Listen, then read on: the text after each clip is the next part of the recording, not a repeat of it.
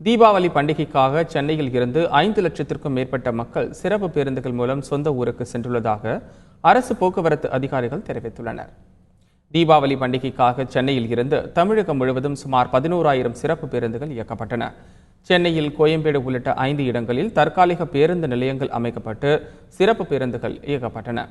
கடந்த 26ஆம் தேதி இயக்கப்பட்ட 2,937 பேருந்துகளில் 1,35,220 பேர் பயணம் செய்தனர். இதேபோல் 27ஆம் தேதி சுமார் 4,000 பேருந்துகளில் 1,86,702 பேரும், நேற்று 3,500 சிறப்பு பேருந்துகள் மூலம் 1,80,000க்கும் மேற்பட்ட பயணிகளும் தங்களது சொந்த ஊர்களுக்கு சென்றனர். 1,37,000 பேர் முன்பதிவு செய்து சிறப்பு பேருந்துகளில் பயணம் செய்துள்ளனர்.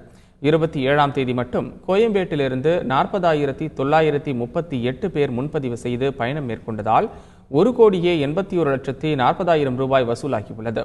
இது கோயம்பேடு பேருந்து நிலைய வரலாற்றில் முதல் முறையாகும் என அதிகாரிகள் தெரிவித்துள்ளனர்.